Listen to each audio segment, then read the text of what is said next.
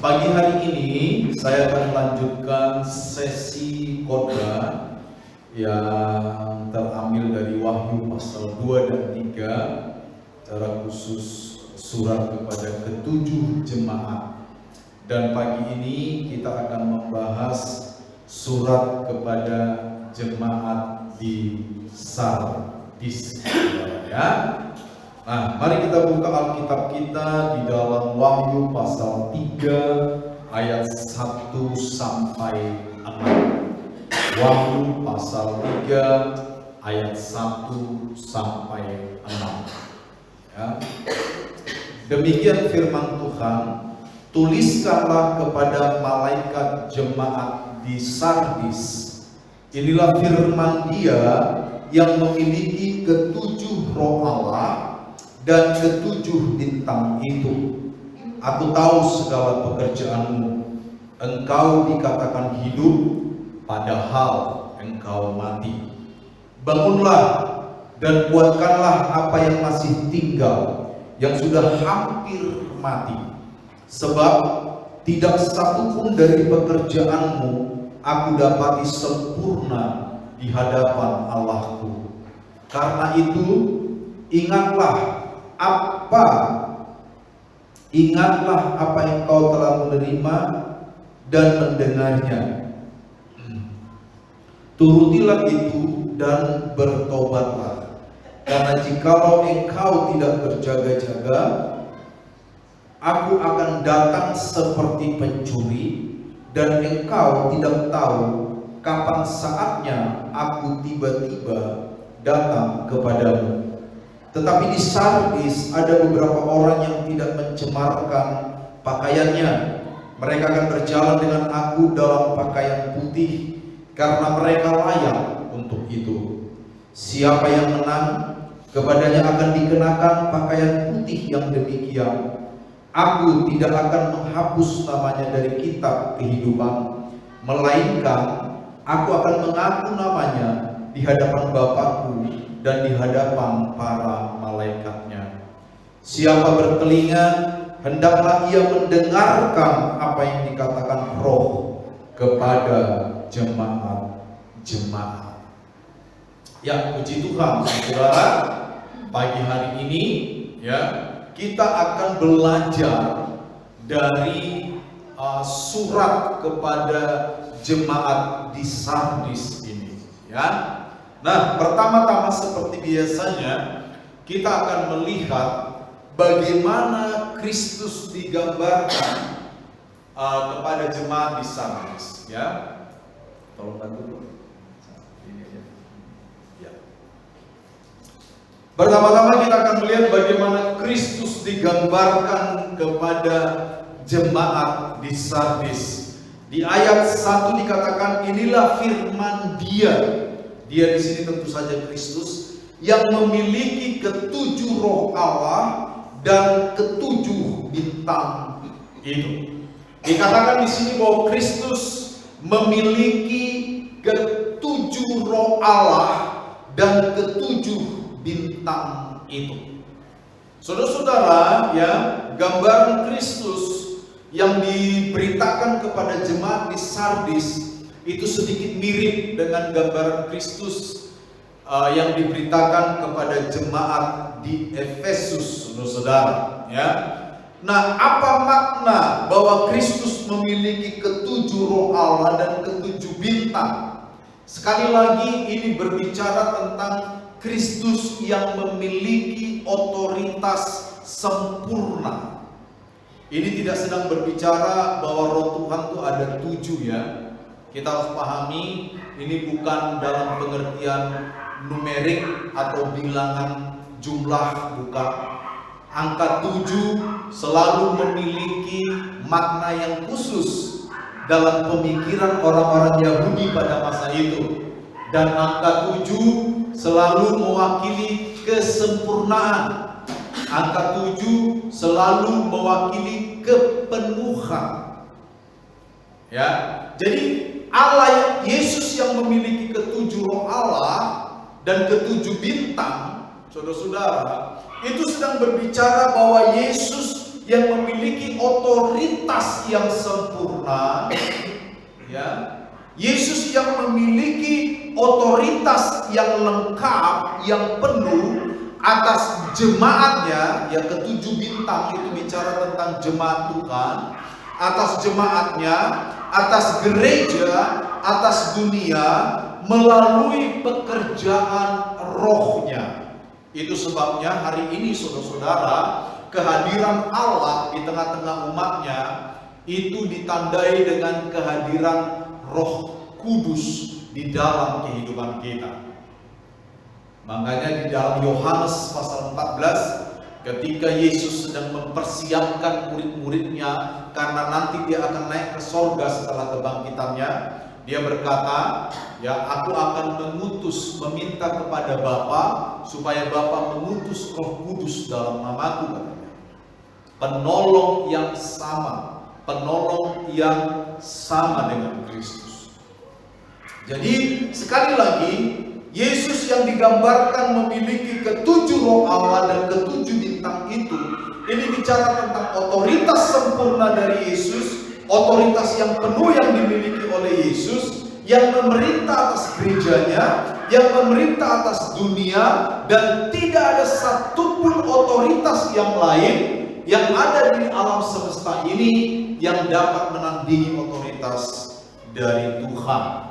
Dan pekerjaan Yesus hari ini itu dikerjakan melalui Roh-Nya yang kudus. Nah, ini berbicara sekali lagi kepada kita bahwa kita sebagai orang percaya tidak perlu takut terkait apapun di muka bumi ini. Sepakat saudara? Tetapi sekali lagi ini dalam vibes atau pengertian yang positif, ya. Kita tidak perlu takut akan kuasa iblis. Kita tidak perlu lagi takut akan kuasa-kuasa kegelapan. Kita juga tidak perlu takut akan kalah dari kuasa dosa, karena kita punya kemampuan untuk mengalahkan dosa, saudara. Ya, jadi kita memiliki Allah yang berkuasa atas alam semesta, yang berkuasa atas segala sesuatunya, dan yang berkuasa atas kehidupan kita. Ya, itu yang pertama. Kita bangga punya Allah yang memiliki otoritas sempurna. Makanya orang percaya itu nggak perlu takut dalam pengertian positif, tidak perlu takut terhadap apa. Ya, tidak perlu takut. Nah, next. Yang kedua, kita akan melihat bahwa jemaat di Sardis, saudara-saudara, itu ditegur oleh Tuhan. Ya. Jemaat di Sardis itu ditegur oleh Tuhan. Nah, teguran yang disampaikan kepada jemaat di Sardis adalah dikatakan, aku tahu segala pekerjaanmu, engkau dikatakan hidup, padahal engkau mati. Kenapa jemaat di Sardis dikatakan hidup, padahal mereka mati? Ini tentu saja bicara tentang kerohanian mereka. Di dalam perjanjian baru, saudara, kata mati itu lebih sering dipakai dalam nuansa kerohanian. Ya, mati. Ya, jadi saudara, secara rohani mereka mati. Kenapa jemaat di Sardis secara rohani mengalami kematian? Karena mereka malas. Mereka tidak berjaga-jaga. Itu sebabnya nanti di ayat 3 dikatakan, karena itu ingatlah apa yang telah kau terima dan dengarkan, turutilah itu dan bertobatlah. Sebab jika engkau tidak berjaga-jaga. Jadi jemaat di Sardis ini secara rohani mereka mengalami kemalasan, mereka tidak berjaga-jaga. Nah, ini terkait dengan sejarah kota Sardis itu sendiri, next, ya. Nah, kota Sardis itu, saudara-saudara, itu terletak di atas atau dataran tinggi, itu seperti sebuah menara jaga. Ya. Nah, tinggi kota Sardis itu, jadi dari dataran paling rendah sampai ke kota Sardis di atas itu sekitar 457 meter. Ya, dan jalan atau tebing-tebing untuk bisa menuju kota Sardis itu terbuat dari batu-batu yang empuk. atau tepatnya bukan batu, tetapi tanah-tanah yang mengeras, yang tidak kuat, saudara-saudara. Jadi saudara-saudara, tidak mudah bagi musuh untuk bisa naik ke kota Sardis. Dan kota Sardis terkenal dengan kejayaannya. Kota Sardis adalah kota yang sangat kaya pada masanya. Ya, bahkan sebelum masa Kristus, beberapa abad sebelum masa Kristus, kota Sardis adalah kota yang begitu jaya, saudara-saudara. Ya, tampaknya dengan posisi geografis kota Sardis yang ada di ketinggian 457 meter, tidak mungkin ada musuh yang bisa menjangkau kota itu. Karena apa? Letak kota Sardis sekali lagi seperti menara jaga. Jadi tentara-tentara yang ada di kota Sardis, apabila ada tentara musuh mau naik, mereka bisa melihat dengan jelas lembah-lembah di sekitarnya. Jadi tidak mungkin, ya, rasanya tidak mungkin kota Sardis bisa dikuasai atau disusupi oleh musuh, saudara-saudara. Ya. Nah, next. Tetapi saudara-saudara, faktanya, ini faktanya, 2 kali Sardis mengalami kejatuhan karena ditaklukkan oleh musuh. Nah, mengapa mereka bisa ditaklukkan oleh musuh? Karena mereka merasa aman. Mereka merasa bahwa tidak mungkin ada orang, tidak mungkin ada musuh yang bisa naik ke kota itu. Karena posisi geografis kota tadi. Mereka tidak menyangka atau tidak menduga atau tidak yakin. Mereka tidak memiliki semacam kewaspadaan. Mereka bilang posisi geografis kota kita itu sangat tinggi. Kalau ada orang mau naik, kita pasti bisa lihat dengan jelas. Kalau ada musuh mau naik, kita bisa tangani karena kita tahu ada musuh. Kita bisa gempur musuh itu sebelum dia tiba di kota kita. Oleh karena itu saudara-saudara, mereka merasa aman yang berlebihan. Nah, rasa aman yang berlebihan membuat tentara-tentara kota Sardis itu malas berjaga-jaga.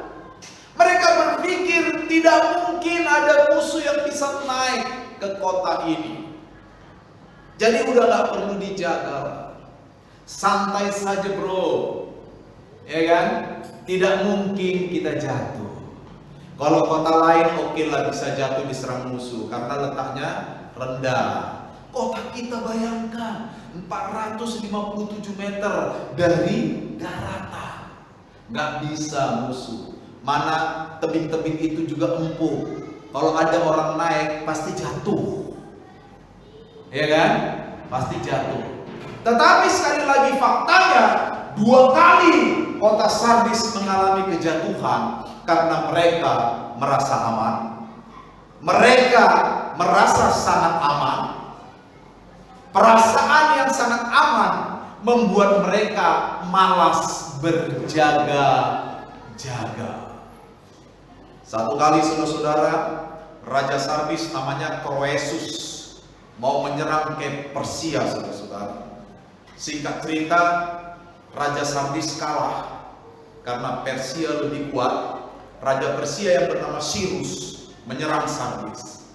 Tapi mereka bingung, bagaimana bisa kita naik ke kota yang setinggi ini dan tidak ada jalan untuk naik. Jadi saudara-saudara, dicarilah informasi dan suatu hari seorang tentara Mardia yang bernama Hieroedes menyelinap, saudara-saudara, dan mengamati para penjaga itu. Karena mereka malas tidur-tiduran, mungkin begitu. Salah satu penjaga menjatuhkan topi tentaranya, jatuhlah ke antara tebing-tebing itu. Lalu tanpa curiga apapun, tentara itu naik melalui jalan rahasia. Naik, lalu sampai di bawah diambillah topi itu. Lalu dia turun melalui jalan rahasia, ambil topi itu. Lalu setelah ambil topi, dia naik lagi melalui jalan rahasia. Tapi dia nggak tahu seorang tentara Mardia itu mengamati bagaimana cara tentara ini turun dan bagaimana cara tentara ini naik. Lantas dia tahu, oh ini tuh rahasianya. Ini jalan tersembunyi untuk bisa naik ke kota Sardis. Lalu tentara Mardia ini memberitahu kepada Raja Sirus jalan yang dia temukan. Tengah malam sekali lagi tentara Sardis merasa aman. Betul? Tidak mungkin kota kita bisa disusupi musuh. Tidak mungkin kota kita bisa dinaikin oleh musuh. Aman bro. Jam 9 malam udah ngorok semua menjaganya. Setelah minum kopi pakai gorengan, ya kan, ngorok mereka. Dia tidak tahu tentara Persia yang dipimpin oleh Raja Sirus sudah mulai naik melalui jalan yang ditunjukkan oleh tentara Mardia tadi. Mereka naik semua, naik, dan tiba-tiba penjagaan yang lengang itu dihancurkan, diserbu. Mereka diserang secara tiba-tiba di luar dari kesadaran mereka. Mereka menyangka bahwa mereka tidak mungkin dapat disusupi, tapi faktanya ini terjadi 2 kali. Bayangkan, setelah Sardis hancur oleh Raja Persia, Sardis dibangun lagi karena waktu itu mereka sangat kaya dan Sardis juga didukung oleh Roma, saudara, dibangun. Tapi sekali lagi, karena Sardis itu ada di atas ketinggian 457, malas lagi tentara-tentaranya, malas lagi. Dan sejarah mencatat 1 kali lagi Sardis dihancurkan oleh musuh melalui jalan yang sama. Kenapa? Sekali lagi mereka merasa aman. Mereka merasa tidak mungkin musuh menaklukkan kita. Pelajaran pertama mereka tidak pelajari dengan baik. Mereka terlalu merasa aman. Nah, kondisi seperti ini, saudara-saudara, ya, itu terjadi sampai kepada kerohanian mereka. Makanya Kristus berkata, makanya Kristus berkata, ya, mereka tidak berjaga-jaga. Itu sebabnya dikatakan kamu hidup padahal kamu mati. Kamu merasa terlalu aman, kamu merasa terlalu nyaman, kamu tidak berjaga-jaga. Sekali lagi saudara, ide berjaga-jaga ini adalah ide sentral dalam Perjanjian Baru, betul? Karena itu berjaga-jagalah, sebab kamu tidak tahu akan hari maupun akan saatnya. Ya, lalu saudara, ketika perumpamaan tentang 10 gadis itu, ayat terakhir dikatakan apa? Karena itu berjaga-jagalah. Ya, karena itu berjaga-jagalah. Jadi Perjanjian Baru, saudara, mengcapture kata berjaga-jaga ini berulang-ulang kali. Karena ini adalah ide yang sangat penting, berjaga-jaga.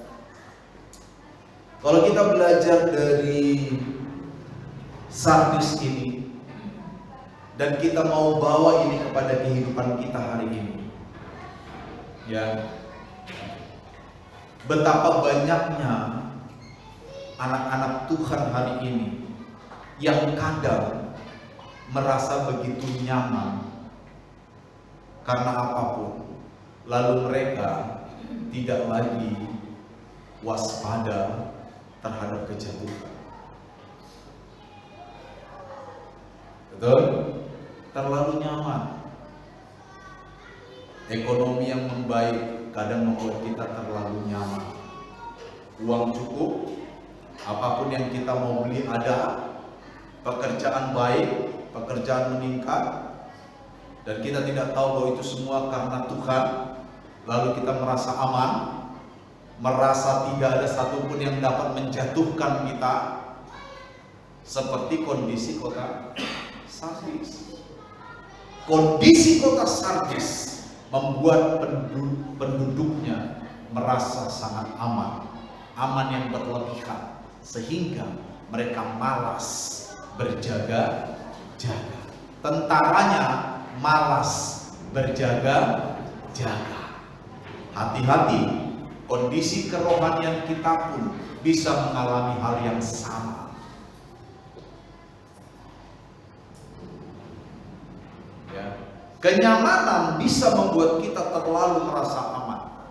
Atau sebaliknya, penderitaan bisa juga membuat kita lupa berjaga-jaga. Ini punya potensi yang sama.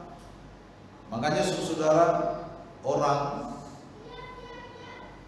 selalu punya potensi untuk menjauh dari Kristus, baik pada waktu dia nyaman ataupun pada waktu dia menderita.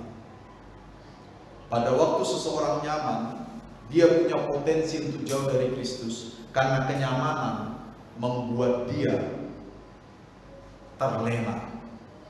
Sebaliknya, penderitaan bisa juga berpotensi membuat seseorang jauh dari Kristus karena dia merasa Tuhan tidak peduli sama dia. Kebetulan kasus kota Sardis itu terkait dengan keamanan. Kota Sardis adalah kota yang sangat kaya. Kota Sardis adalah kota yang sangat maju. Dan yang ketiga, saudara, kondisi geografisnya membuat mereka tidak mungkin diserang musuh. Siapa bisa naik ke kota Sardis? Masih setengah, nggak tahu jalan, pada hancur semua tentara. Karena tebing-tebing yang lunak. Tapi ingat, lawan si iblis mengaum-ngaum seperti singa muda. Mazmur 17 berkata, seperti singa muda yang mengintip, menerkam kita. Itu persis kondisi kota Sardis. Tentaranya tidak sadar, tentaranya tidak berjaga-jaga, topinya jatuh, dia turun seenaknya melalui jalan rahasia. Dia tidak tahu lawannya sedang mengintip jalan mana ini tentara turun dan jalan mana ini tentara naik. Merasa aman. Nah, ini perlu kita tangkap, kita potret, lalu kita terapkan dalam hidup kita. Saya tidak mengatakan bahwa kita sedang mengalami apa yang dialami oleh jemaat di Sardis, tapi saya sedang mengatakan bahwa potensi kita untuk mengalami seperti apa yang dialami oleh jemaat di Sardis itu ada. Potensi itu ada. Potensi itu ada. Perhatikan, ini penting sekali. Ya, dan tinggal kita secara pribadi yang menentukan apakah saya akan merasa sangat nyaman secara rohani, lalu saya tidak lagi peduli, saya tidak lagi peduli dengan Tuhan, saya tidak lagi peduli dengan ibadah, saya tidak lagi peduli dengan pengetahuan akan firman Tuhan. Kalau membahas firman Tuhan ngantuk, kalau membahas yang bukan firman Tuhan seger, hati-hati. Hati-hati. Ya, kita semua punya potensi yang sama. Saudara sebagai jemaat Tuhan, saya sebagai hamba Tuhan, sama kita punya potensi. Saudara tidak tahu saya secara pribadi, saya pun tidak mengenal saudara secara pribadi, maksudnya detail kehidupan kita sehari-hari, betul? Tidak. Banyak hal yang tersembunyi yang kita lakukan, yang seorang pun tidak tahu. Tentukan apakah kita akan begitu nyamannya sampai kita lupa bagaimana berdoa.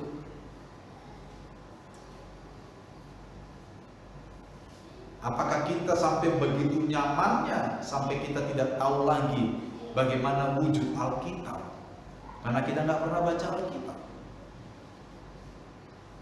Jangan sampai suatu hari iblis yang mengintip, yang mengaum-ngaum di tempat tersembunyi, punya ruang yang jelas, lalu menerkam kita dan kita jatuh seperti yang dialami oleh jemaat di Sardis. 2 kali kota Sardis jatuh.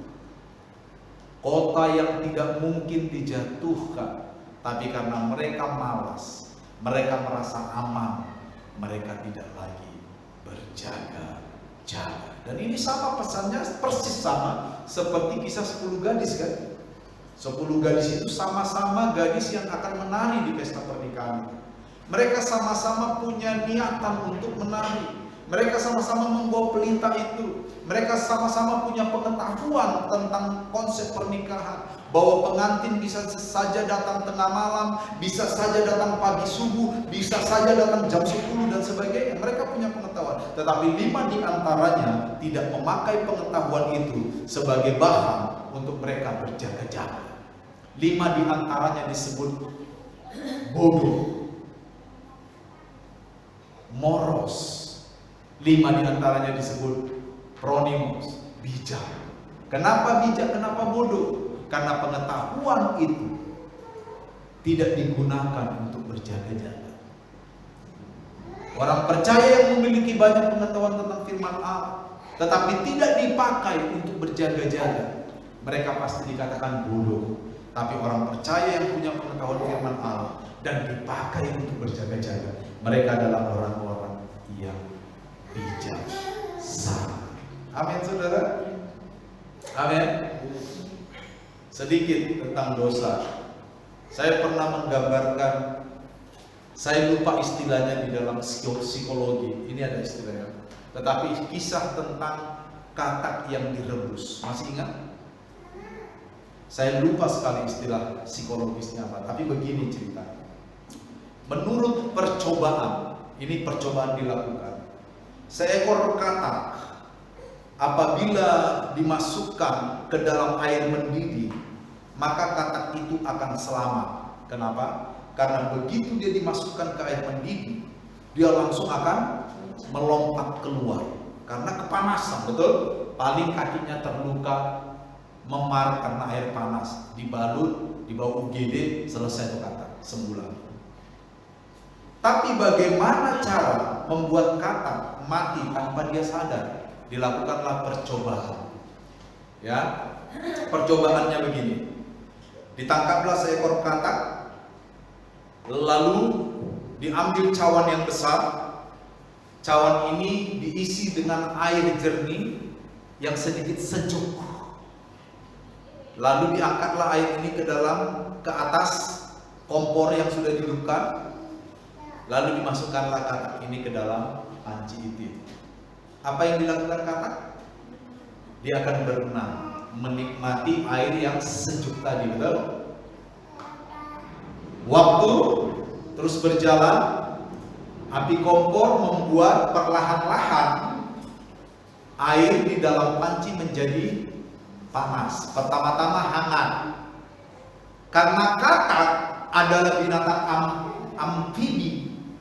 Artinya katak memiliki kemampuan hidup di darat dan di laut, hidup di darat dan di air.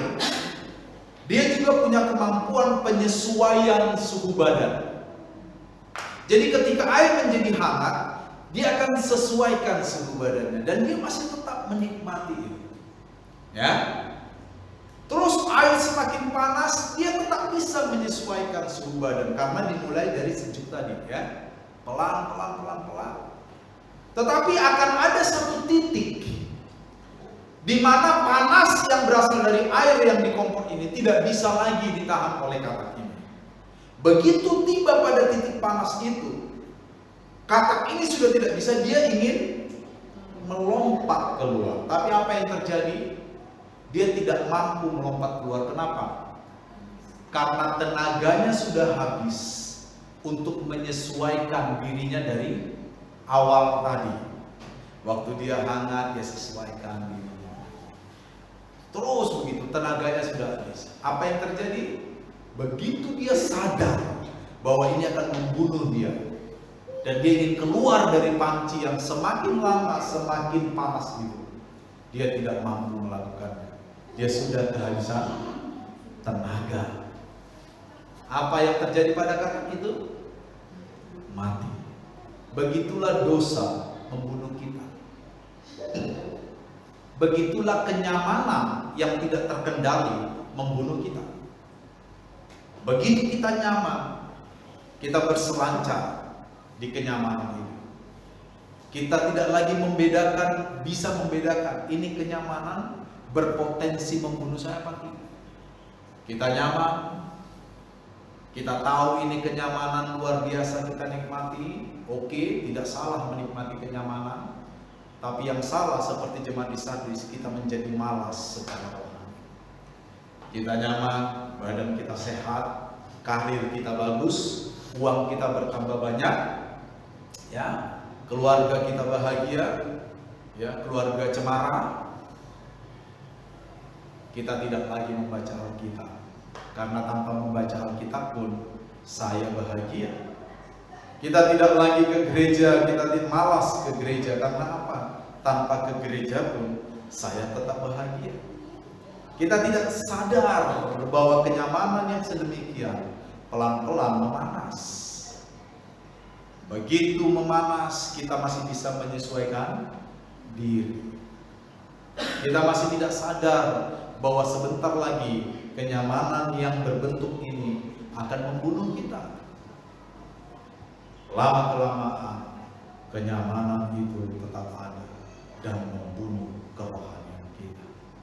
Saudara, saya tidak katakan kenyamanan itu membunuh saudara secara fisik, tidak. Kenyamanan itu yang akan membunuh kita secara rohani apabila kenyamanan itu tidak disertai dengan roh yang takut akan Tuhan. Jadi pesannya kepada kita apa? Pagi hari ini, kalau engkau merasa nyaman, syukurilah kenyamanan itu. Nikmatilah kenyamanan itu. Tetapi nikmatilah kenyamanan itu sambil engkau waspada, sambil terus mendekatkan diri kepada Tuhan, sambil terus setia kepada Tuhan, sambil terus berkomitmen kepada Tuhan. Kenyamanan bukan untuk dihindari, kenyamanan untuk dinikmati. Sepakat? Semua berkat-berkat Allah harus kita nikmati dengan baik. Tetapi pada saat yang sama kita menikmati berkat Allah, pada saat yang sama teruslah mendekat kepada Allah. Jangan merasa hebat, jangan merasa terlalu nyaman, jangan merasa tidak butuh Tuhan. Ini yang membuat jemaat di Sardis jatuh. Dan Tuhan berkata, engkau hidup. Kenapa hidup? Karena Sardis kaya raya. Sardis kota yang maju. Sardis kota yang luar biasa memiliki kekayaan. Bahkan jemaat-jemaat di Sardis kaya. Engkau hidup, tetapi engkau mati. Mati rohmu. Lalu Tuhan berkata di ayat 6, ayat 5 maksud saya, siapa menang, artinya siapa yang tetap setia, kepadanya akan dikenakan pakaian putih. Sekali lagi, warna putih bagi orang Yahudi itu punya makna yang tersendiri. Ya, putih selalu melambangkan kebaikan. Ya mirip-mirip lah dengan Asia lain seperti kita kan. Masih banyak suku-suku di Indonesia yang dalam momen-momen tertentu memakai pakaian putih. Tapi secara teologis, pakaian putih, nama yang tidak dihapus dari kitab kehidupan, secara teologis ini bicara tentang surga. Ini bicara tentang apa? Next. Ini bicara tentang keselamatan eskatologis. Artinya apa? Ketika kita setia, maka kita akan mendapat bagian dalam kerajaan Allah. Itu saja singkatnya. Jangan lupa saudara, isu besarnya di sini adalah kemalasan rohani. Ya, kemalasan rohani di jemaat Sardis disebabkan karena kenyamanan, kekayaan, ya, keterkenalan dan sebagainya. Nah, ini menjadi pesan rohani buat kita pagi ini. Saya tidak mengatakan bahwa kenyamanan itu salah, bukan. Kenyamanan itu harus dinikmati dengan benar. Kalau engkau diberkati dengan keuangan, nikmati dengan benar keuangannya. Sepakat? Kalau engkau diberkati dengan keluarga cemara yang bahagia, nikmati kebahagiaan dalam rumah tangga dan keluarga. Nikmati. Yang menjadi isu dari khotbah ini adalah jangan sampai kenyamananmu membuat engkau malas secara rohani dan membuat engkau jatuh. Itu isunya, saudara.